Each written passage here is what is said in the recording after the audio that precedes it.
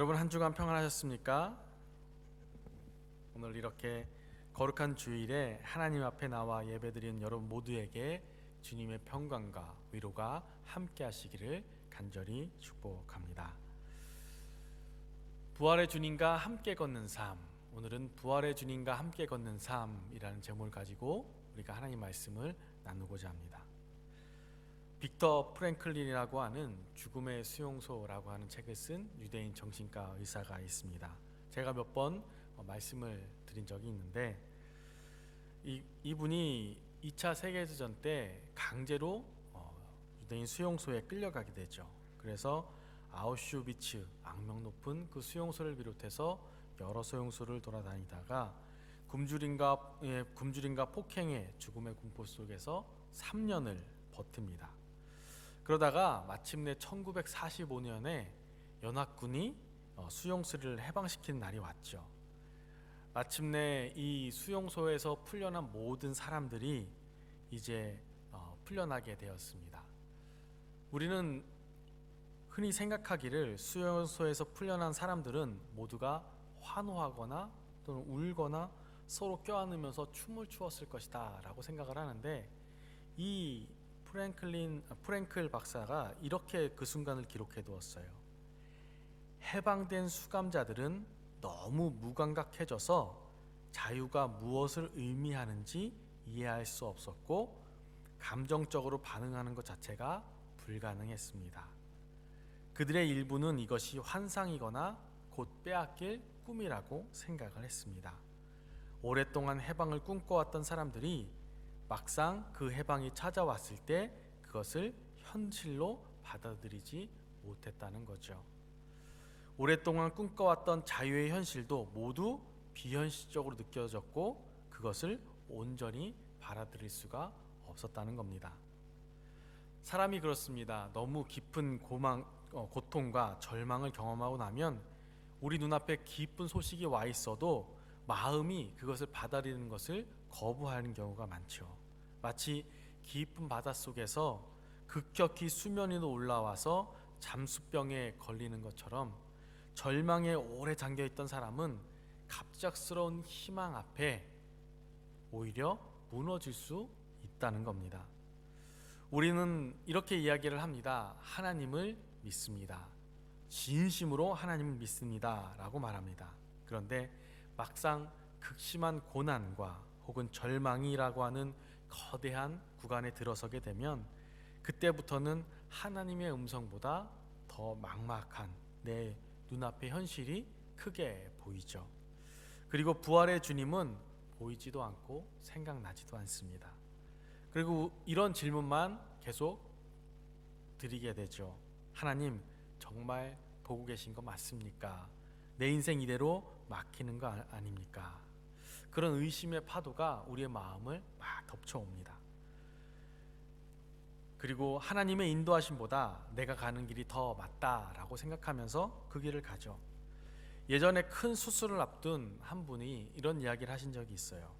목사님, 제가 믿고는 있는데 자꾸 불안한 마음이 올라오는 건 어쩔 수 없나 봅니다. 이런 고백을 하십니다. 저는 그 고백을 들으면서 이 고백이 우리의 실제적 고백에 더 가깝구나라는 생각을 했습니다. 대부분 이런 마음이 들고 또 이렇게 사는 게 우리의 일상이죠. 예수님을 사랑하지만 마음의 불안과 염려를 떨치지 못하는 우리의 모습입니다. 오늘 본문을 보면 우리의 이런 일상의 모습보다 더 심하게 어떤 믿음의 잠수병에 걸려있던 사람들이 나옵니다. 바로 예수님의 제자들이죠. 이 제자들은 3년 동안이나 예수님과 먹고 자면서 죽은 자가 다시 살아나는 것을 직접 본 사람들입니다. 그런데 정작 예수님이 부활하셨다는 소식을 들었을 때 그들의 반응이 어떠했는가? 오늘 본문을 보면 11절을 보면 그들을 믿지 아니하더라 라고 이야기합니다. 13절에 가서 또 얘기해요. 역시 믿지 아니하더라 라고 얘기합니다. 왜 제자들은 믿지 못했을까? 왜 그랬을까? 저는 오늘 여러분과 이 이야기를 좀 나누고 싶습니다. 그래서 오늘 말씀을 통해서 내 눈앞에 부활의 소식이 들려와도 도저히 이 믿어지지 않는 사막 같은 시간을 지내고 계신 분이 있다면, 또는 내 인생의 소망의 꽃이 다 마른 것 같아서 누가 기쁜 소식을 전해줘도 화가 나는 분이 있다면, 오늘 주님의 말씀에 큰 힘을 얻고 위로를 받고 은혜를 받으시기를 간절히 축원합니다. 오늘 본문을 한번 다시 살펴보겠습니다. 부활하신 예수님을 처음 만난 막달라 마리아가 제자들에게 달려가서 말합니다. 예수님이 살아나셨어요. 예수님이 살아나셨어요. 제가 이 두 눈으로 직접 보았습니다. 근데 제자들이 어떻습니까? 예수님이 살아나셨다는 것과 마리아에게 보이셨다는 것을 듣고도 믿지 아니하니라 기록합니다. 참 이상하지 않습니까? 남도 아니고 이 3년 동안 같이 했던 마리아, 동료 마리아가 목격담을 전합니다. 이야기하는데 왜 믿지 않았을까? 이어지는 12절과 13절을 보면 이 심지어 시골로 가던 두 제자도 부활하신 주님을 만나고 돌아와 남은 제자들에게 알리죠. 이제 증인이 1명에서 2명으로 3명으로 늘어났습니다. 그런데 성경은 이렇게 기록하죠. 역시 믿지 아니하라. 제가 이 본문을 들고 한참을 묵상했습니다. 무엇 때문이었을까? 왜 무엇 때문에 이 제자들은 믿지 않았을까? 하나님, 이 제자들은 왜 이렇게 고집이 셌던 걸까요? 그때 주님이 제 마음에 이런 해석을 주시더라고요. 아들아, 그들이 고집이 세서 안 믿는 것이 아니라, 진짜 못 믿은 것이 아니라, 그게 아니라 마음이 너무 부서져서 믿을 힘조차 없는 거란다. 여러분, 제자들이 지금 어떤 상태입니까? 10절에 나오죠. 뭐라고 얘기해요? 10절에 슬퍼하고 울고 있는 중이라고 말합니다. 그들에게 예수님은 단순한 그저 스승이 아니었어요. 자신의 인생의 전부를 걸었던 분이었습니다. 그런데 그분이 십자가에서 돌아가셨을 때 제자들의 마음도 이 십자가 앞에서 난도질 당한 겁니다. 희망이 너무 크면 절망도 너무 큰 거죠. 그래서 정말 이제는 정말 다 끝났구나, 다시 그물이나 던지러 가자 하는 마음으로 죽이고 있는데, 누군가 막 달려와서 이야기하는 거예요. 다시 살아나셨대, 다시 살아나셨대, 이렇게 얘기하는 거예요. 여러분, 그 소리가 마냥 기쁘게 들렸을까요? 어쩌면 또 기대했다가 더 큰 절망의 낭떠러리로 떨어지는 것은 아닐까 무서워서 아예 마음의 문을 잠근 걸 수도 있습니다. 간혹 가다가 이런 분들을 만날 때가 있어요. 목사님, 저도 한때는 정말 뜨겁게 기도했습니다. 하나님이 다 들으실 줄 알았어요. 그런데 결과가 어땠는지 아십니까? 제 사업은 무너졌고요, 제 자녀는 방황하고요, 제 몸은 병들었습니다. 그래서 이제 누가 기도하면 됩니다, 하나님은 살아계신다 말하면 믿어지지가 않습니다. 저는 이런 고백을 처음 들을 때는 이 한참을 아무 말도 할 수가 없었어요. 그 아픔이 느껴졌기 때문이죠. 그런데 기도하다가 문득 이런 마음이 들었습니다. 이분이 지금 이렇게 화나고 괴로운 이유가 뭘까? 정말 하나님을 못 믿기 때문일까? 아니겠죠. 오히려 진짜 믿고 싶기 때문은 아닐까? 생각해보면 정말로 하나님을 떠난 사람은 화가 나지 않습니다. 그냥 무관심해져요. 그런데 이분은 화가 나고 괴롭고 아프다고 얘기해요. 어쩌면 그것은 아직도 이분의 마음 어딘가에 하나님을 향한 불씨가 꺼지지 않고 있다는 뜻이겠죠. 그렇다면 그 남은 불씨에 불을 붙여야 되는데 그 불을 우리가 붙일 수는 없습니다. 그건 우리가 할 수 있는 게 아니에요. 오늘 말씀에서 그 불을 붙이는 분이 따로 있음을 말씀하세요. 11절부터 14절까지의 말씀의 흐름을 쭉 보면 제자들이 믿지 않았습니다. 한 번도 아니라 2번, 3번 믿지 않았습니다. 그런데 주님이 어떻게 하셨습니까? 마리아를 보내셨는데 안 믿으니까, 두 제자를 믿었는데 안 믿으니까 결국에 14절에서 예수님이 직접 찾아오십니다. 우리 주님은 1번 보내고 2번 보내고 안 되니까 직접 문 앞에 서셨습니다. 그리고 그 문을 열고 들어오시죠. 포기한 쪽은 제자들이었어요. 예수님은 포기하지 않는다는 겁니다. 남은 불씨라도 다시 타오르게 하는 분은 오직 주님밖에 없습니다. 그래서 제가 오늘 여러분에게 그저 믿음을 가지세요 라고 말하려는 것이 아닙니다. 오늘 여러분에게 분명한 이 말씀을 드리고 싶습니다. 설령 여러분의 믿음의 온도가 바닥까지 떨어져도 하나님의 은혜의 온도는 변함이 없으시기에 여러분을 다시 살릴 것이라는 겁니다. 여러분의 믿음이 주님을 붙드는 것이 아닙니다. 여러분 오해하지 마세요. 주님의 사랑이 여러분의 믿음 없음까지도 붙들고 계시는 겁니다. 그래서 지금 여러분에게 필요한 것은 더 큰 믿음이 아니라 이미 여러분과 함께 동행하시는 주님을 발견하고 받아들이는 겁니다. 주님이 오셔서 바람을 불어주시면 꺼질 줄 알았던 믿음의 불꽃은 다시 살아납니다. 그렇게 주님의 손에 들려진 믿지 못하는 마음은 제자들이 그랬던 것처럼 훗날 그 누구보다도 견고하게 부활을 증거하는 체험된 믿음으로 아름답게 증거되게 될 것입니다. 자, 이제 주님은 한 걸음 더 나아가서 제자들을 그 아픔 속에 가만히 내버려 두시지 않습니다. 우리가 그렇잖아요. 아플 때 가만히 있으면 우리가 더 아파요. 그래서 아플 때 무엇인가 우리를 다시 일으켜 세우는 반전이 일어나야 합니다. 아픔에만 머물러 있으면 치유가 되지 않습니다. 이제 오늘 말씀의 가장 중요한 반전의 장면으로 들어가요. 14절을 보세요. 그 후에 11 제자가 음식을 먹을 때에 예수께서 그들에게 나타나십니다. 제자들이 끝까지 믿지 않고 있을 때 드디어 예수님이 직접 나타나십니다. 그런데 여기에 흥미로운 장면이 펼쳐져요. 오랜만에 제자들 보셨으니까 예수님이 그렇게 말씀하실 수 있잖아요. 얘들아, 너희들 얼마나 슬펐니? 얼마나 힘들었니? 내가 너희 위로해 줄게. 그런데 성경은 그렇게 기록하지 않아요. 이렇게 기록합니다. 성경은 예수님이 그들을 꾸짖으셨다라고 기록합니다. 그들의 믿음 없는 것과 완악한 것을 꾸짖으셨다라고 이야기합니다. 여러분, 이 장면을 보면서 그런 생각이 들지 않으세요? 이 말씀을 읽으면서 아니 예수님, 안 그래도 제자들은 지금 만신창이가 되어 있는데 꼭 그렇게 야단을 치셔야만 했습니까? 여기에 우리가 놓치지 말아야 할 깊은 해석의 은혜가 있어요. 여기서 우리가 흔히 꾸짖음이라고 하면 어떤 표현이라고 생각해요? 미움의 표현이라고 생각을 합니다. 하지만 하나님의 꾸짖음은 버리겠다는 신호가 아니라 다시 고쳐서 쓰시겠다라고 하는 하나님의 강력한 의지라는 겁니다.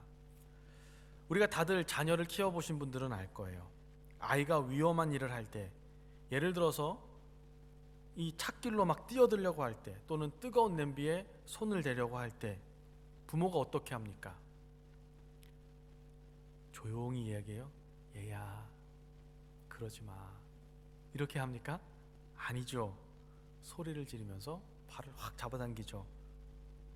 그리고 그 위험한 곳에 가지 않게 하죠. 그 순간 엄마의 마음이 어떤 거예요? 아이가 미워서 소리 지르는 게 아니죠. 아이가 잃을까봐 무서워서 소리를 지르고 꾸짖는 거죠. 꾸짖음의 크기와 사랑의 크기는 비례하는 겁니다. 지금 예수님이 제자들을 꾸짖은 바로 이것이라는 거예요. 너희는 내 사람이다. 내 사람이 이 불신앙의 찻길 위에서 치여서 죽게 놔둘 수 없다라는 겁니다. 이것이 주님의 꾸짖음에 담긴 사랑의 소리라는 거죠. 그래서 혹시 여러분 가운데 삶을 살다가 보면 마치 하나님의 꾸짖음처럼 들리는 고난이 올 수 있습니다. 그럴 때 여러분이 하나님 왜 나에게 이런 시련을 주십니까? 그렇게 묻고 싶을 때 여러분은 그걸 기억하셔야 돼요. 그것은 주님이 여러분을 싫어하거나 미워하시거나 여러분을 잊으신 게 아니라 그 시간을 통해서 하나님을 더 깊게 만나고 찾으라고 하나님이 찾아오셨다는 겁니다. 만약 여러분을 포기하셨다면 꾸짖지도 않아요. 그냥 내버려 두시죠. 그래서 로마서 1장 24절에 그렇게 말씀하시잖아요. 그러므로 하나님께서 그들을 마음의 정욕대로 더러움에 내버려 두사. 하나님의 가장 무서운 심판이나 형벌은 처벌이 아니에요. 내버려 두시는 겁니다. 관심을 거두는 거예요. 믿음 없는 것과 마음이 완악한 것을 꾸짖으셨다. 이 말씀은 역설적으로 그럼에도 불구하고 나는 너희를 떠나지 않겠다라고 하는 주님의 강력한 사랑의 표현이라는 거죠. 예전에 청년부 사역을 할 때 한 청년이 저를 찾아와서 목사님, 저는 너무 부족해서 교회 사역을 못하겠어요. 교회 봉사를 못하겠어요 라고 한 적이 있었습니다. 제가 그때 그 청년에게 그런 이야기를 했어요. 네가 완벽해서 하나님이 너를 사용하시는 게 아니야. 네가 부족하니까 하나님이 채워주시는 걸 경험해 보라고. 하나님이 너에게 사역에 감당할 수 있는 은혜를 주시는 거야. 예수님이 제자들을 꾸짖으신 이유도 똑같아요. 너희가 안 돼가 아니라 너희 연약함을 내가 다 아니까 이제 나를 의지하여 온 천하로 가라는 겁니다. 나를 꾸짖어서라도 바른 길로 인도하시는, 나를 끝까지 내버려 주지 않는 그 사랑의 끈질김을 여러분 믿으시길 바랍니다. 주님의 말씀은 여기서 멈추지 않아요. 방금 전까지 의심하며 울고 있던 제자들에게 주님은 또 엄중히 꾸짖으셨습니다. 그리고 이제 분명한 선을 딱 그으시는데 16절과 17절에 연달아 등장하는 단어가 있어요. 바로 믿는 자입니다. 주님은 의심하는 자에게도 대충 능력을 주겠다라고 말씀하지 않으셨어요. 17절 분명히 말씀하세요. 믿는 자들에게는 이런 표적이 따른다라고 선포하십니다. 이것은 제자들에게 이제 그만 슬픔과 의심의 자리에서 일어나는 강력한 명령이죠. 지금까지 부활의 소식을 듣고도 말도 안 돼 라면서 믿지 못했다면 이제 내 눈앞에 계신 주님을 직접 보았으니 믿지 못하는 자에서 믿는 자로 존재의 전환을 이루라는 겁니다. 주님이 주신 권세는 이 믿음의 결단을 내리고 발을 내딛는 자에게 주어지는 거룩한 약속입니다. 그렇다면 이 믿는 자가, 그 믿음을 가진 자가 해야 할 본질적인 그 믿음이라고 하는 그 본질의 실체는 무엇일까? 17절 하반절에 그 답이 나와 있어요. 그들이 내 이름으로. 예수님이 말씀하신 표적이 나타나는 근거는 믿는 자의 어떤 영적 수준이나 대단한 인격에 있는 것이 아닙니다. 오직 예수 그리스도라는 이름의 권세입니다. 겨자씨만한 믿음이라도 그 믿음의 방향이 예수님의 이름을 향해 있다면, 예수 그리스도를 향해 있다면 하늘의 권세는 작동하기 시작합니다. 주님은 제자들에게 너희 자신의 힘을 믿지 말고 내가 너희에게 위임한 나의 이름을 믿으라 라고 말씀하시는 것입니다. 그렇게 주님은 제자들의 손에 천국의 권세를 쥐어주셨습니다. 특별히 18절을 보면 뱀을 지우며 독을 마실지라도 해를 받지 않는다라는 말씀이 있습니다. 제가 어렸을 때 외할머니 집에 가면 외할머니께서 음식을 드시면서 항상 이 말씀을 하셨어요. 입버릇처럼. 그 기억이 납니다.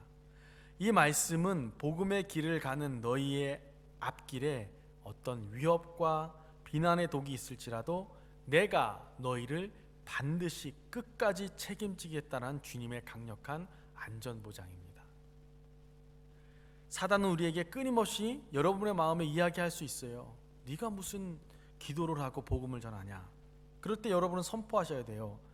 내가 힘이 있기 때문이 아니라 나를 부르신 주님이 나에게 이 권세를, 이 권능을 위임하셨기 때문에 나는 연약하지만 내 안에 계신 주님의 권세는 능력이 있기 때문에 내가 담대히 선포하고 나아간다는 겁니다. 그래서 오늘 말씀의 구조를 잘 보십시오.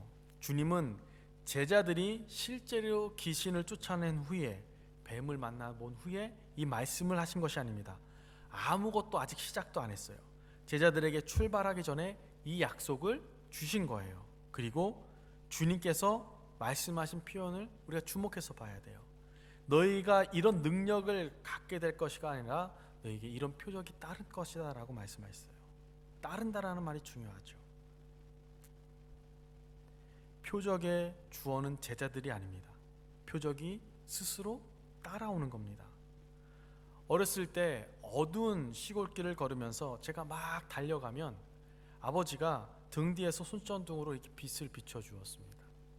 그러면 그 빛을 따라서 쭉 달려가는 거예요. 그 무서움이 없는 게 아니라 무섭지만 등 뒤에서 아버지가 함께 걷고 있다는 증거가 발 앞에 있기 때문에 어두운 시골길도 뛸 수 있었던 겁니다. 이것이 17절과 18절의 참된 의미죠. 이 표적들은 제자들의 능력이 아니라 보이지 않는 주님께 오늘도 우리와 함께 계신다고 하는 살아있는 동행의 증거라는 겁니다.